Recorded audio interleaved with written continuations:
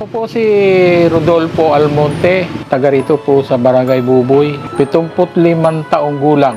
Dati po ako may trabaho, ay nung ano po ay wala na rin kasi ako ay seniority, ano tawag doon. Ako nga po ay na-aksidente, kaya ako lagi nakamidyas. Ayan po. Eh, ang findings po sa akin, acute coronary syndrome. Ako po ay sa totoo nung una pa, nung matalo pa siya sa ako hindi kami nabitaw ng asawa ko. Talagang kami kahit kung saan halimbawa ay meron siyang pagtitipon, nandun ho kami.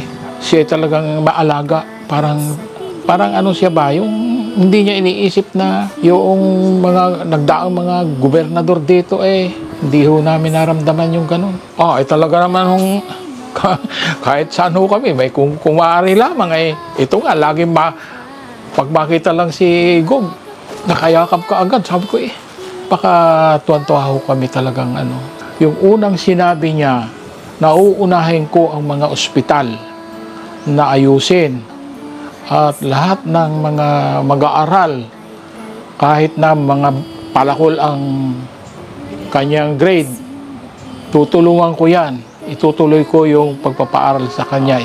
Sa totoo lang ho, 100% ho yan. Kapag may naririnig nga ho ako sa labas na lapit kaya tayo, oo, sige, lumapit kayo doon. Huwag kayo ng tulong. May mga programa siya sa mga pagtulong sa sa ospital, lalo na yung mga ospital natin. Pinapaayos niya, dinadagdagan niya kung kinakailangan. Sa tayo may mga libreng gamot. Talagang ako po nagpapasalamat dahil ang ating gobernador hindi ho nagpapabaya. Talagang pag sinabi niyang tutulungan, ay tumutulong. Pag lumapit ka, tutulungan ka talaga. Wala na yung ganun. Sana, habang siya gusto pang maglingkod sa ating bayan, gawin niya yung kanyang ginagawa ngayon at talagang napakaganda ng kanyang mga programa. Ako po si Sonia Almonte.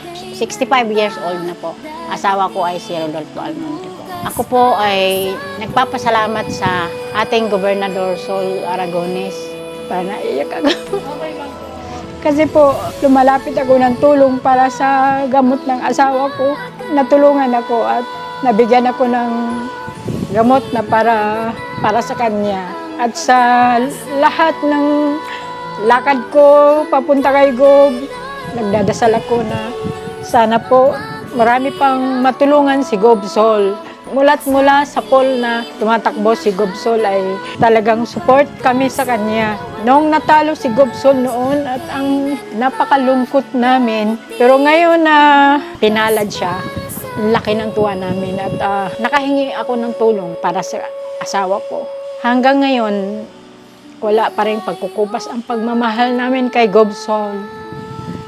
Kaya nagpapasalamat ako ng marami sa kanya.